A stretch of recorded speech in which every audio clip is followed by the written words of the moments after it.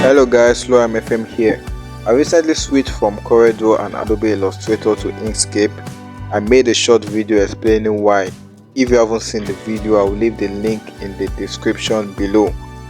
I have been using Inkscape for quite a while now and I've gotten so used to it. It is quite similar to Corridor and does most things Corridor would, which is why I was able to adapt so quickly. So this is a new playlist as promised to help you guys master this tool.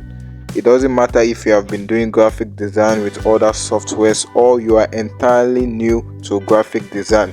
This video is for you as we are going to be scaling through all the tools and their function together. So without no further hesitation, let's get down to it.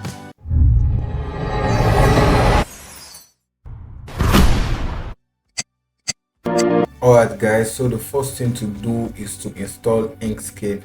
If you don't have Inkscape installed on your system, you can head over to your web browser and just type Inkscape. Here's it.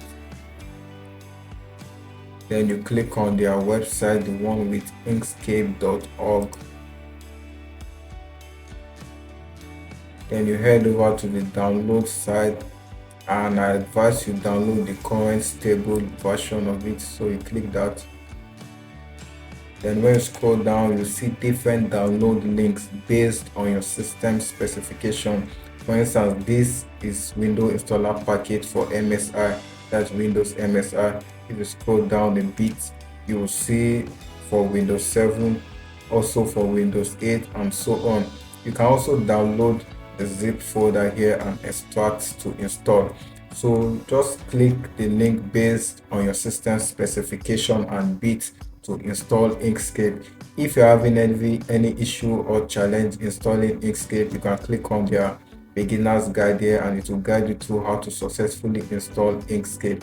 If you have any other challenges after going to the beginner's guide, you can just leave it down in the comment section below and I will check it out.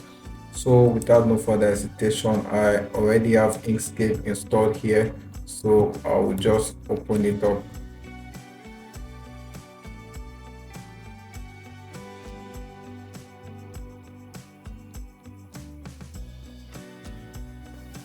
So when you launch the app, this is what it looks like. So we head over here for some quick setup. So you can change the canvas color. The default color here is white. You can make it dark, light checkboard, dark checkboard, and so on. So I'll go with the default, which is white. You can also set the keyboard. Maybe you are using a different system with different keyboard. You can make use of Adobe Illustrator, but I like to leave mine as Inkscape default keyboard. Also for the appearance, you can change the color. This appearance is for the tools, like how the tools appear. So now it's colorful. You can see the tools here are showing some color. You can make it grayscale just like this. You can make it the system default, which is this also, but I like to leave mine just colorful like this with a little color. Also, this button here would switch on and off dark mode, so I like to leave the dark mode on, so I will leave this switch here on. And also here it's also supported by you. So as you know, Inkscape is a free and open source website, so if you feel like supporting them or you feel like contributing to them, or you want to learn how you can support or how you can contribute, you can click here. But if you are done with all that, head over to time to draw, which is where you will create a new document, or if you have a recent file, it will appear here, then you click on it. So we are starting from scratch. We'll just click on new document.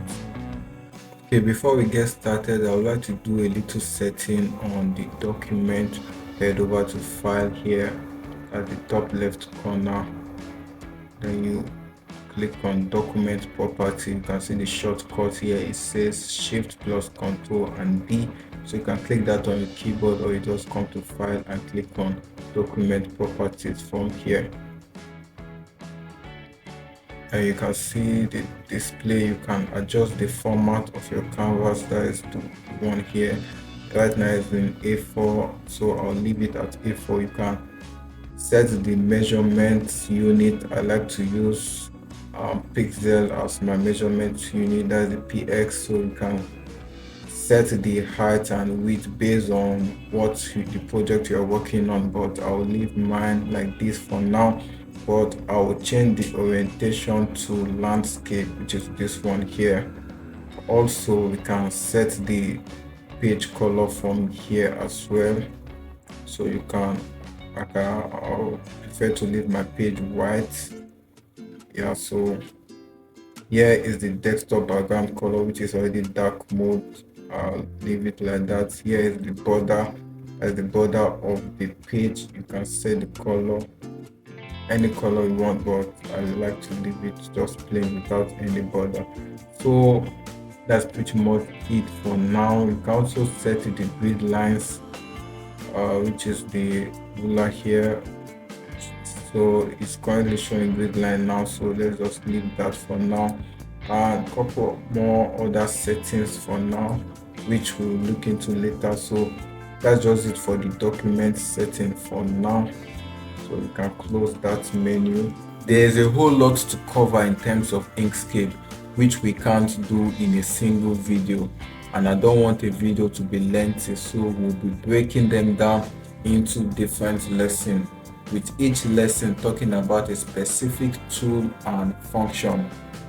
What I like to do whenever I'm in a new software I have no idea on, I just like moving my mouse over the tools to get a little idea.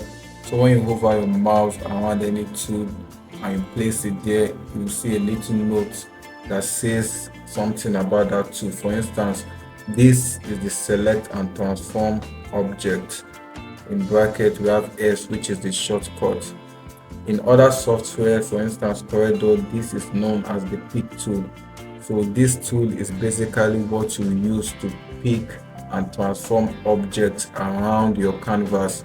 So this is what we'll be talking about in this lesson. We'll be looking at the select and transform object tool, also the pick tool, and the shortcut is S. You can either hover your mouse here to click it, or you just click on S on your keyboard to click. So let's dive into what this tool can do. So there's nothing currently on our canvas right now, so we can't pick or transform anything. So let's get something on our canvas. You can head over to the rectangle tool, or you can click R on your keyboard, which is also the shortcut, and just click the rectangle tool. You can just click and drag to draw a rectangle just like this. Also, if you want a perfect square, you can also hold down Ctrl and Shift, then you drag to have a perfect square instead of a rectangle. So there is it. This is a square and this is a rectangle. So you can click and move to move the objects around on your canvas. So you can also select a color by heading over to the color palette section. So I just click a color. You make sure that the object you want to change the color is first of all selected, just like this. Then you select a color you want from the color palette. Another way of changing the color, you can just click and drag on any color you want to the object you want to change the color, and there is it. You have a color for the object. Let's also do this for the square. Just click and drag a color, and there is it. You have changed the color. So another thing to note about the picture is that you can use it to transform. So once you click on any objects on your canvas, you will see all these double-headed arrows all around the shape or any object which is on your canvas. So you can use this double-headed arrow to just transform the tool. Like now I'm reducing the size of the rectangle from my top left angle. I can also do that from the top right angle, also from the bottom, and I can also reduce the height from the top using this double-headed arrow here. Also reduce the height from the bottom using this double-head arrow. Also same thing with the width. I can reduce and increase the width So if you also want to select two or more objects on your canvas on Inkscape, all you need to do is to hold on shift and click. So you see now we have the both of them selected. So whenever I move, both of them will also move. There can be also three. For instance, let's duplicate this. You can duplicate an object on Inkscape by also right clicking on the object, then you see duplicate, which is also Ctrl D.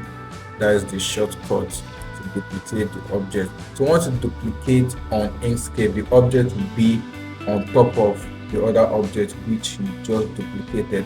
So to know that you have duplicated that object, just click and move, and there you go, you have another square here. So let's change this color as well. Also, let's reduce the size of this to fit in the canvas. I just click on Ctrl Z to go back because it didn't quite reduce well. Also, if you want to reduce it while still maintaining your square, you can hold on your Ctrl and Shift while you reduce it to maintain the square size. And also reduce this as well. Alright, that's it. So you can also transform this object or shape further by clicking on any object, then you click again. So after doing that, you can see that those double-headed straight arrows have changed into these curved arrows which are around the edges, and another double-headed arrow around the sides and the side and the middle. So you can use this curved double-headed arrow to rotate your object just like this. You can rotate to whatever degree you want. Also, this other double-headed arrow at the middle top, you can use it to skew the object to the right or the left. Also, you can do the same thing for the side. You can skew it up or down, wherever you want. Then this little stuff here at the middle, this is actually the center of the object. So this is letting you know that this point here is where the center of this object is located. So when you click another object and you double click again, you'll see the center of the object, which is this point here. So but you can tweak this a little bit. You can move the center to wherever you want. You can move the center to the at the top. So now you have placed your center of this object to be at this point. You can move it to this point at the bottom. Basically, wherever you want the center to be, you can make it. And one of the benefits of being able to switch the center of any object or shape in Inkscape is that once you move, for instance, I move the center to this edge and I duplicate this shape, that's Ctrl D now. So once I duplicate it, I can rotate this, and while I'm rotating, you can see that while it's rotating, it's panning at the middle. This little plus here you are seeing is where I place the center of the object. So it's rotating around the middle of the object, which is good when you are trying to form a shape or using complex objects, which we'll be looking at in other lessons. So that is one of the advantages. You can also do another duplicate, that's Ctrl D, then you drag it around while it's still maintaining it at the middle.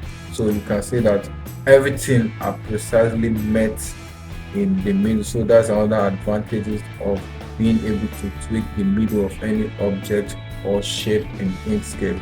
So I'll hit Ctrl Z to go back. So that's it about the pick tool in Inkscape. So basically it's used to transform, select and move objects around on your canvas. That is the advantage. You can also use it to reduce the size, increase the size. You can resize it to be a perfect square or a perfect circle if you have a circle imported. So let's do that also for a circle. So you click on your circle or ellipse tool. The shortcut you can see there is E. So when you click on a circle, you can draw a circle just like this. As you can see, while you are drawing, it's just forming different shapes. So that is based on how accurate your hand is, but you can also make it to be a perfect circle anyhow you draw it by still holding on control and shift together while you draw. So no matter how you place your hand, once you hold down control and shift, you will always get a perfect circle. So that is it. So also you can change the color by dragging any color you want on it, or you click your select tool and select any other color you want from the color palette. Also, you can rotate this circle, you can adjust the width and the height of this circle just like this. Also, you can play around with the middle of the circle, and then you duplicate Ctrl D, then you rotate the other one around that center which you just placed. And look at this, you can actually do a little bunny here with this being the here. So let's highlight this together. Ctrl G is to group two shapes together. So once you group this together, then you click on it again to rotate it like this. Yeah, then you can place it on top of this. Let's make this a perfect circle by holding on control and shift together. So can make this a perfect circle. Let's give it a more bright color. This will do. So yeah, all that is left is just the eyes and the mouth. So that's basically a nice start and a nice introduction to Inkscape. In other lessons, we'll be looking at other tools like the node tool. We'll be looking at the circle tool or the square tool in depth, and the pen tool. All other tools we'll be looking at subsequently in this lesson. So I hope this video helped you to know all about the select and transform tool in Inkscape, or otherwise the pick tool, whichever one you choose to call it. I hope this lesson make a good introduction to Inkscape in general to you, and I'll see you guys in the next video. Thank you very much. Peace out.